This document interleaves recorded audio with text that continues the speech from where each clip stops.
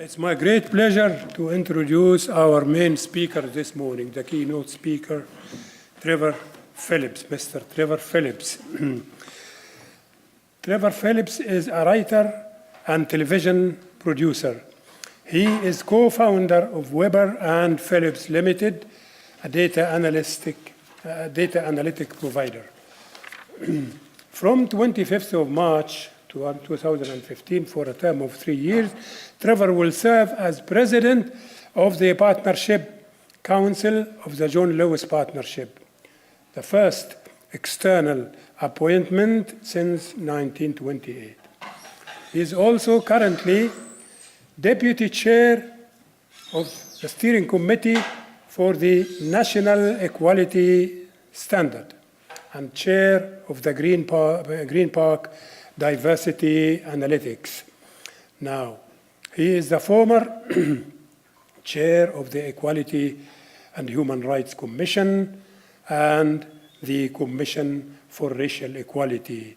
He is now elected chair of the Greater London Authority. His most recent work was a television film called Things We Won't Say About Race That Are True, which was produced in 2015, March 2015, on Channel 4, attracting some 2 million viewers and extensive press coverage.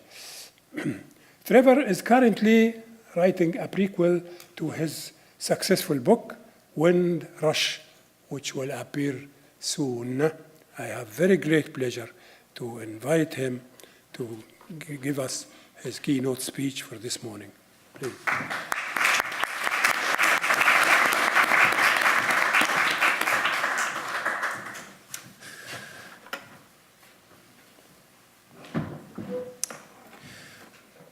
Well, thank you very much indeed for that kind introduction. You see, I'm fiddling here. I've discovered a new piece of technology, and you're the first to be favored by my reading a speech from my iPad. So if halfway through I just suddenly stop speaking, it's because I've lost my words. Anyway, as I am here, I would just like to start, though she isn't in the room, by congratulating both SOAS and the new director of the school on her appointment. Such a distinguished institution needs a great leader, and there are few who have Valerie Amos's mix of wisdom, experience, and steel, all of which are sorely needed in higher education today. I'm very grateful for the invitation this morning. I don't do this sort of thing too much these days.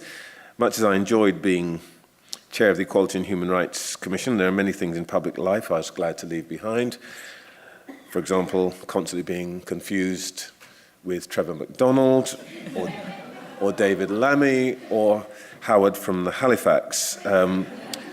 Or I'm thinking right now, being called every year around about this time as Christmas approaches to adjudicate on whether schools should and could celebrate Christmas and whether teachers could say it had something to do with the baby Jesus without offending Muslim parents. But it's a privilege to contribute to this discussion, and the topic could hardly be more timely.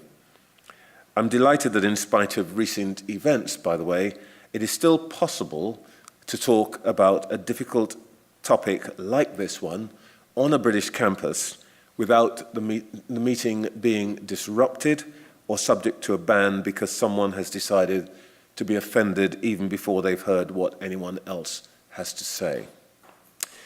Today, we're focusing on the word integration, but we're also, I think, talking about a deeper, more profound question that faces virtually every society in the world. In the 21st century, the human species will face two overarching questions. First, how do we live with our planet? A set of questions around climate change and so on. And second, how do we live with each other? I have no doubt that of the two dilemmas, the second is the less tractable, and it is also the more urgent. We've all seen graphically this summer what is happening at Europe's margins and in the Mediterranean. And these scenes represent just the start of an immense demographic change in our continent. One, by the way, that Africa has been facing for some time. The numbers we face are small by comparison with, say, those laid out to me by my Chinese equivalent at the HRC some years back. I now gather that China is planning to move 250 million people from the land to the cities over the next decade, an unprecedented undertaking. The reasons for these great movements of people may be to encourage growth, to flee conflict or starvation, or simply the product of human restlessness. But whatever the cause, the demographic challenges ahead are enormous. The fact is that these changes are bringing more different kinds of people into close proximity or even conflict with more of others of a different background than at any point in human history. These migrations aren't just an economic and social issue, they bring religious and cultural dilemmas with them too. For example, today there are 44 million Muslims in Europe. By 2050, that number will be 71 million, some 1 in 10 of the continent's population. We will, if we're lucky enough still to be around, be living in a very different Europe. Here in the UK, the visible minority population will rise from its current 13% to between 25 and 35% by 2050. Some cities, Birmingham, Leicester, for example, will be over 50% non-white British. London already feels like a different country to, say, Northumbria or Kent or Norfolk. According to the leading demographer, Peter Rees of Leeds University, we can expect more than half of Britain's districts to become more like London, and the other half to become very different. I'd like to say a few words about why this topic holds so much personal as well as a professional significance for me. I was born in London, but our family circumstances were such that my parents thought it better to send me back to Guyana, the country that they still called home, as a baby. So, like the school's new director, as a child and teenager, I was lucky to enjoy the privilege of living in one of the most diverse countries in the world. I went to school with people as diverse as you could imagine: Europeans, Asians, Arabs, Africans, Native Americans. On the other hand, there was no TV, no fancy restaurants that I knew about, just one major library in a city of 200,000 people. As in most Commonwealth nations, we had the experience of living within a cultural, ethnic, and racial mix probably not paralleled since the last days of the Roman Imperium. My old class lists in Guyana show names like Ali, Ishmael, Persod, Chan, Ming, Tenpao, and Singh, as well as the conventional European names given to the descendants of slaves: Adams, Harris, Allen, Moore, and Phillips.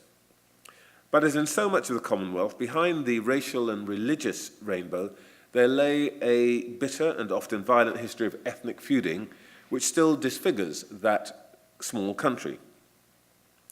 One of my own classmates and friends, a man called Donald Rodney, in later years saw his brother, the writer and academic Walter Rodney, murdered largely for espousing the cause of non-racial politics. Today, Guyana remains one of the poorest nations in the world, fatally stricken by racial and ethnic divisions, unable to realize its natural resources. So I've seen and lived firsthand with the tantalizing possibilities of great diversity and the ghastly consequences of the absence of a generous toleration. That period taught me several things about integration. First, that integration isn't an automatic human response to diversity. It's a learned behavior, and that learning is inherited or not. I also grew to understand that integration is a two-way street. The absence of integration isn't always just down to the absence of opportunity. It sometimes is. When my parents came here, some people really would move out of the street when they moved in. But that wasn't always the case. The traffic on this highway runs in both directions. The absence of integration almost always involves a mix of motivations and some element of unconstrained choice also features. Whilst we'd like to pretend this isn't true, it's hard to explain why, for example, East African Asian millionaires who could afford to buy homes in any part of the capital choose to congregate in the perfectly pleasant but undistinguished suburbs of northwest London, or why schools in England and Wales are more segregated than they need to be, topic I'll address in a moment. Third, growing up in Guyana, I learned that the absence of integration can lead people to believe that outcomes which are, in fact, entirely unrelated to their race are down to the colour of their skins. Anyone who's read Rob Ford and Matthew Goodwin's stellar book on the UKIP tribe will know that most UKIP voters don't start out believing that they are left behind because of their colour.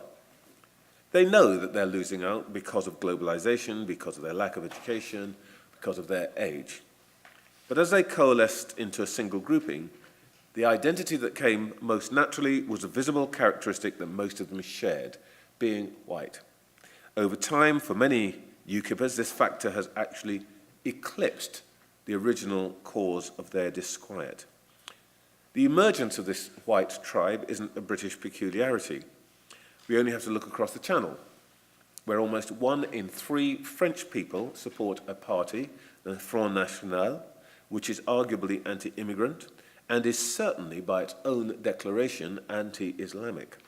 Its new leader, Marine Le Pen, currently leads the polls in voting intention for the presidential election of 2017. In Austria, where a similar party is polling above a fifth of the popular vote, in Sweden, liberal, civilized Sweden, the largest party in parliament, Sweden Democrats, described by the Daily Telegraph as an anti-immigration party with roots in the neo-Nazi movement, polling above 25%. There are similar stories in Denmark, Finland, and in Holland. And in Greece, where the anti-immigrant Golden Dawn took 7% of the poll in last month's general election. And if you want to know what they stand for, listen to what one of their MPs, Ilias Panagiotis, said before they became popular. This is before they became popular, and I'm quoting the Daily Mail here. If Golden Dawn gets into Parliament, he said, it will carry out raids on hospitals and kindergartens, and it will throw immigrants and their children out on the street so that Greeks can take their place. I think we can say that whatever our problems, we would not exchange them for those of our neighbours right now. The task of those of us who study integration is to wrestle with the everyday reality of what the philosopher Sir Isaiah Berlin predicted many years ago, that restless humanity would one day have to find new ways of living together graciously. I've always liked Berlin's formulation, living together graciously, because the alternative, or one of the alternatives, the word tolerance, has incorrectly and sadly come to imply, in English, a grudging coexistence between people who barely know each other and who, frankly, like it that way. The original Elizabethan idea of toleration was a more active proposition, a dynamic convergence of cultures and traditions to create a new kind of Englishness. Today being the date it is, by the way, it's worth recalling that if we worry about the growth of Islamophobia today, it really pales by comparison with the ferocious persecution of Roman Catholics for several hundred years in this country, the manifestations of which only truly faded in the last century. For the avoidance of doubt, I do not think we want to emulate all the practices of the first Elizabethans. We know about Walsingham's use of torture and the cruelty of the 16th century police state he created. I do care about security, but I think we need to think pretty hard before we reinvent the Elizabethan security state. But even so, I do think that we could well follow some aspects of the Elizabethan template without the thumbscrews. The idea of toleration does provide a guide to what we might be looking for when we talk about integration, a dynamic convergence. I'd like to say what I have in mind when I say the word integration. I'm not a social scientist by training, I'm a chemist, so I do tend to think in terms of processes and numbers. I know that I don't think of integration as what the former Home Secretary Roy Jenkins called a flattening process of assimilation. On the other hand, I don't regard a society which simply consists of a series of separate but more or less interlocking communities with different values, attitudes and behaviours as integrated. Instead, I think of integration as this process of dynamic convergence on a single set of basic values, attitudes and behaviours. Remember, this is a two-way street in which everyone is in motion. How do we know it when we see it? Well, I tend to go for something that I can measure. In this case, for me, the perfectly integrated society is one in which an individual's life chances, preferences and behaviours are randomly related to his or her race or religion. A sociologist might say a society in which race and religion carry no explanatory power in predicting outcomes. A common, shallow journalist like me would translate that as meaning simply that when I walk into the room, my skin colour or the shape of my features should give you no clue as to whether I would be a dustman or a doctor or a bus driver. That's a technical definition, and I'll return to what it might mean in practice before I sit down. But of course, we don't live our lives through equations. I think we need to bear in mind what integration and its opposite mean in everyday sense, common sense for most people. A note about this. I'm not naive. Race and religion do still render us vulnerable to unjustified discrimination. And that is, for many, the major obstacle to integration. But I don't think it's the only cause. The real-world challenge now is very different to most people, to the challenge of the past 50 years, for three reasons. First, we now understand that each of us is a composite of many things: our family history, professions, gender, race, and so on. For much of my lifetime, making your way in society meant suppressing aspects of that complex configuration in order to fit in with prevailing norms.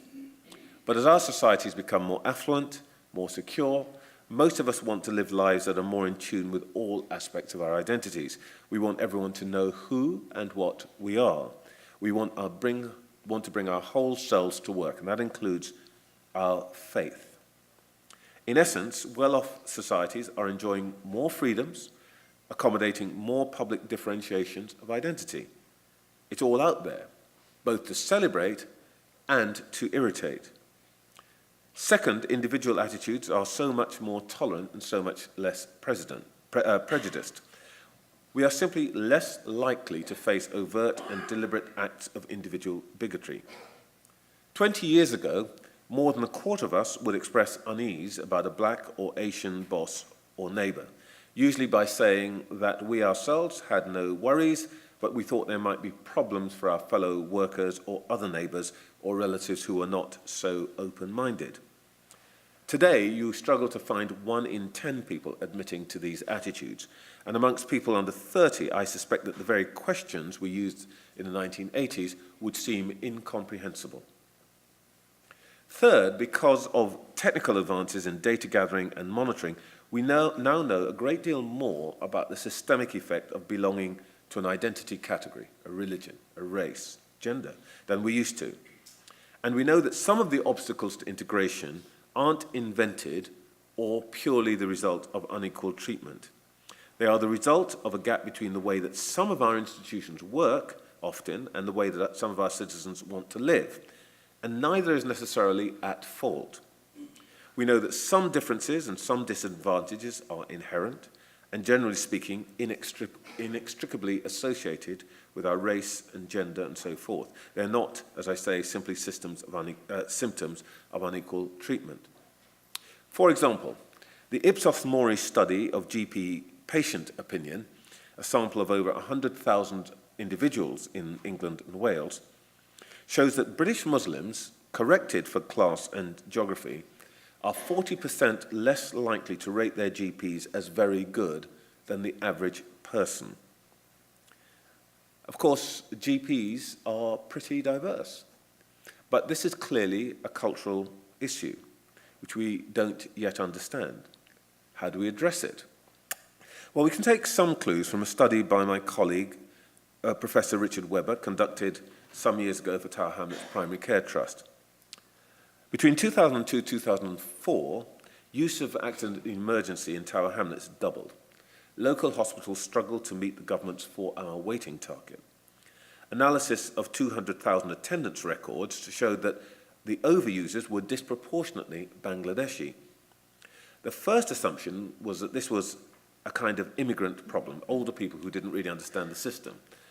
But analysis showed that the overusers were in fact a group with age spikes at 0 to 5 and 20 to 29. In fact, young families with British-born parents. Further focus groups showed that when Mohammed or Asma fell off the slide, unlike their classmates, the decision to take the children to A&E was a family decision. And older Bangladeshis in the family believed that GPs were less professional, they weren't real doctors, unless they wore white coats, and they gave you a battery of intrusive tests. How to solve that? Well, targeted educational campaigns reduced the overuse in target hospitals within a year. In the target hospitals, there was a 6.4% total decline in a year compared to increases of 3.6% and 2.6% in neighbouring hospitals. GP attendance figures went up. And crucially, savings were significant at between £55 and £100 per visit to A&E, and the 4-hour waiting targets were met. This problem was solved through marketing and campaigning. It was a clear example of the way that integration can be brought about by action. To take another current issue, we know that we urgently need to find ways of addressing diversity in the police.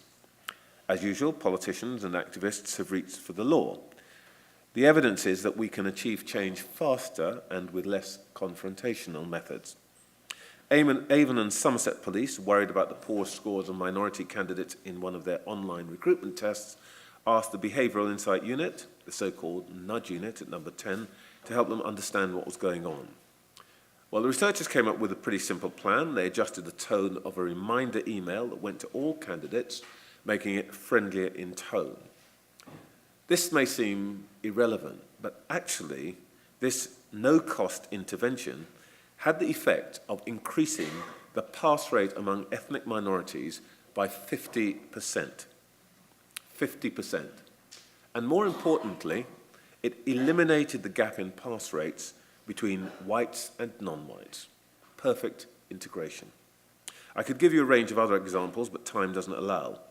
The essential point is that we're now learning that problems of integration that we thought had to be solved by legal or regulatory means may be better addressed by other approaches. Ultimately, the puzzle here is how we change human behaviour without state or legal compulsion. That is the question that confronts all of us who worry about the real, on-the-ground, everyday practice of integration. And I want to sketch out briefly 3 areas that I think we should be exploring to address that problem. First, culture and manners. And by the way, this is extremely subtle and difficult. The signals of integration can be extremely hard to spot, especially in territory where there is no right or wrong. For example, today, what are our social rules about when and whether to wear this, the red poppy? I'm looking around the room. There are few people wearing them in this room. This afternoon, I'm going to be going to Milton Keynes, and I expect the reverse will be true. Nobody here is wrong. Nobody there is wrong. But it's very different. Does it matter? Well, I think it probably does.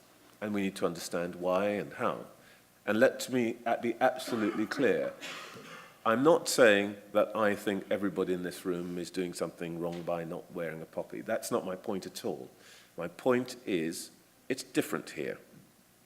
Should we be thinking about why and whether we need to change it? Maybe we need to change the practice in Milton Keynes. But the point here is, how do we change people's reflexes?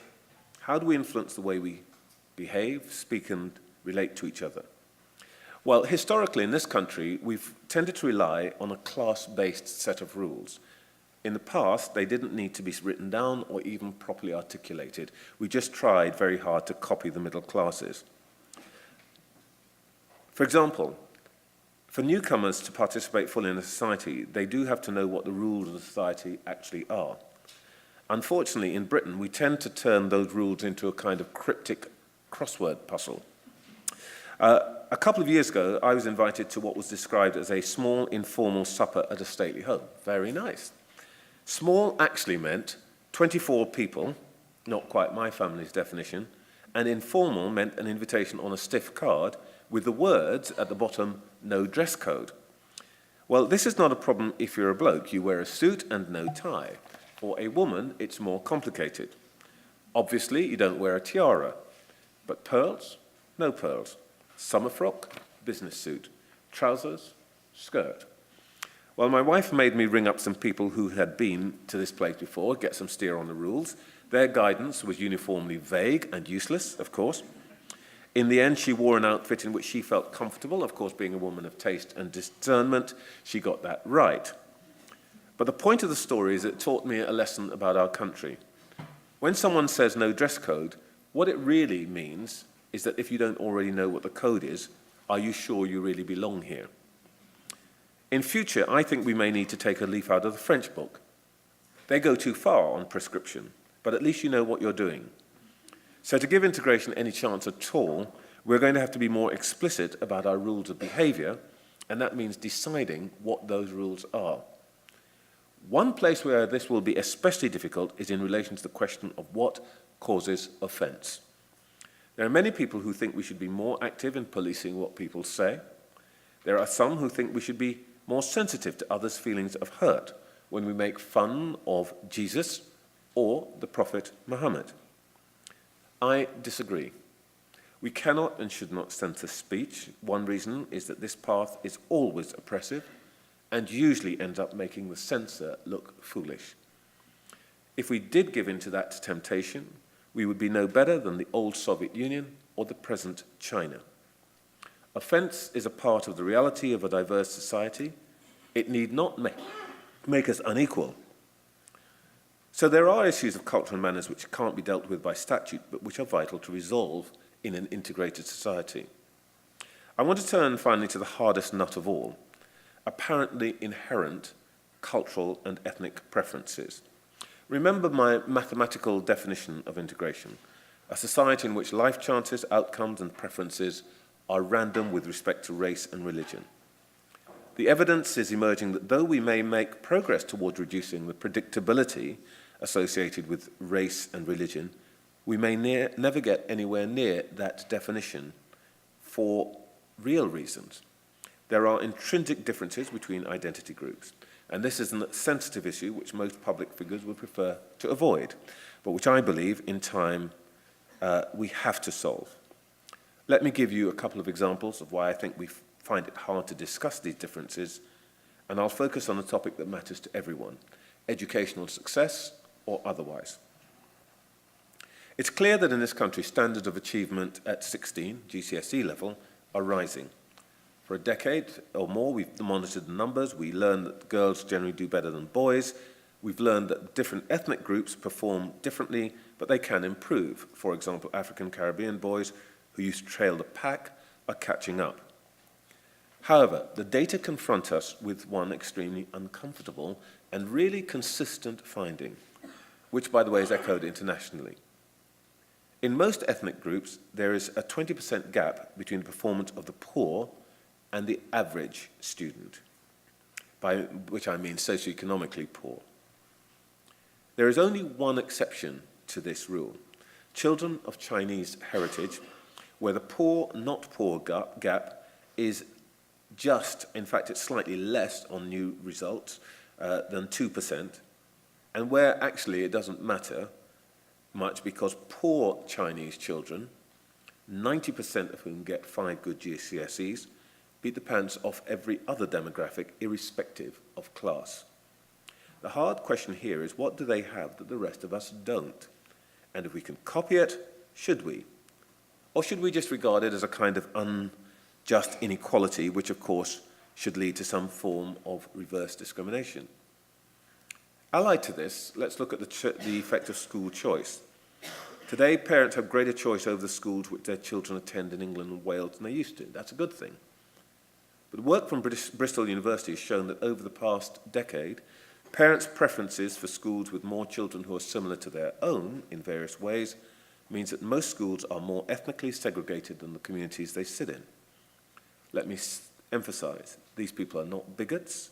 It is not white flight. It applies to minorities too. But it does mean, and I'll finish in a moment, that our schools are changing in character. In some cities, most minority children sit in classes where there are hardly any children who do not share their ethnicity. According to the Mapping Integration Project at Demos, my colleague David Goodhart is up next. Between 2008 and 2013, there was a 31% increase in the number of ethnic minority children starting school in England.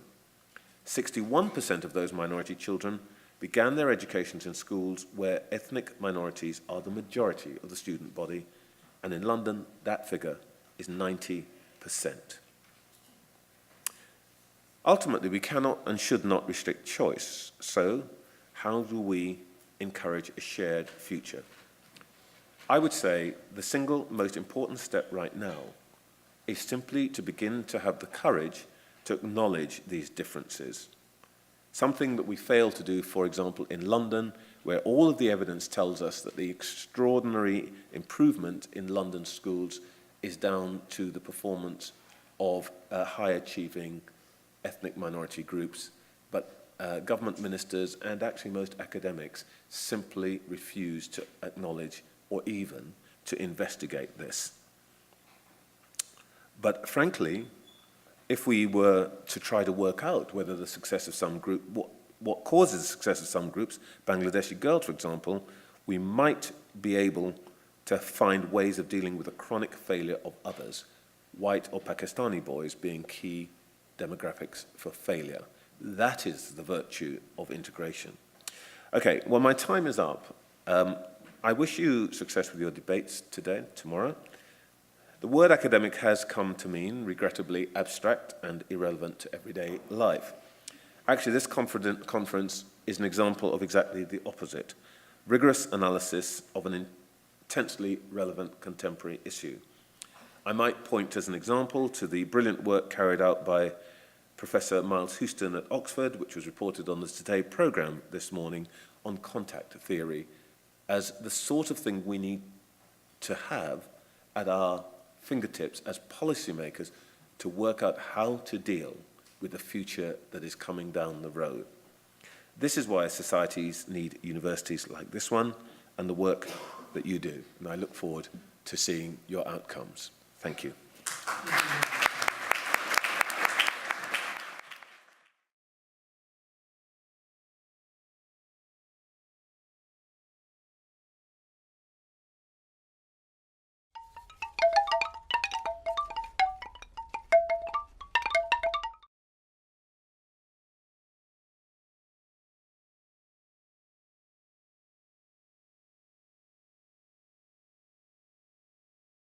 It's my great pleasure to introduce our main speaker this morning, the keynote speaker, Trevor Phillips, Mr. Trevor Phillips.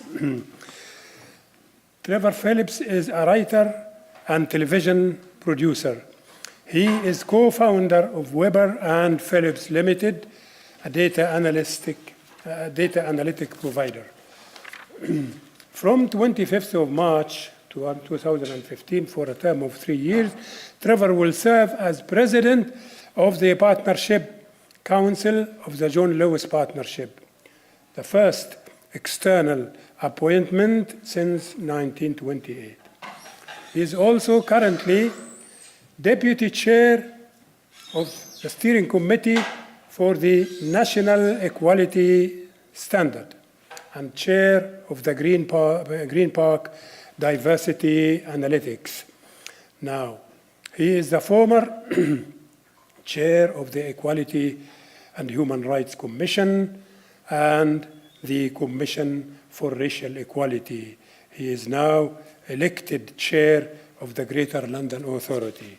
His most recent work was a television film called Things We Won't Say About Race That Are True, which was produced in 2015, March 2015, on Channel 4, attracting some 2 million viewers and extensive press coverage.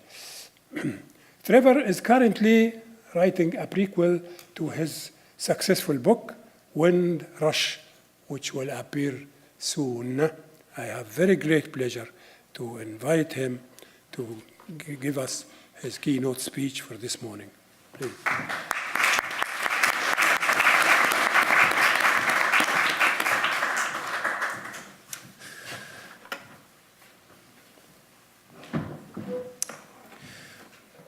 Well, thank you very much indeed for that kind introduction.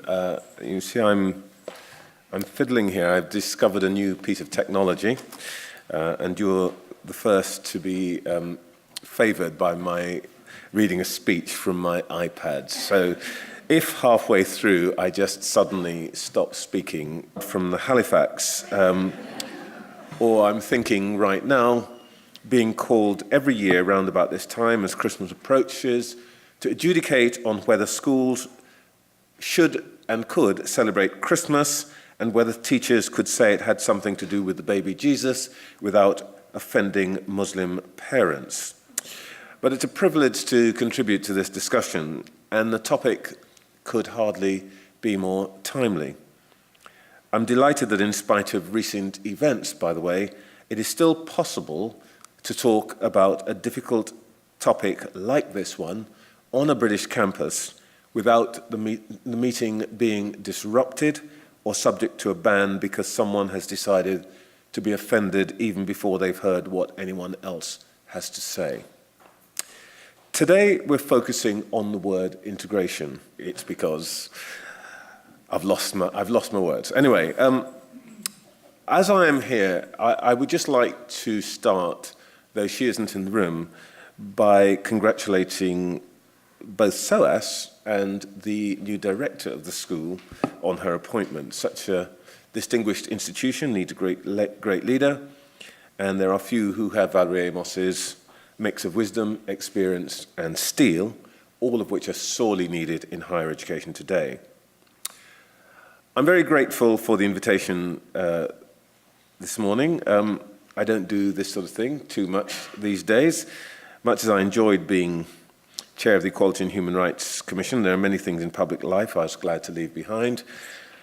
For example, constantly being confused with Trevor McDonald or David Lammy or Howard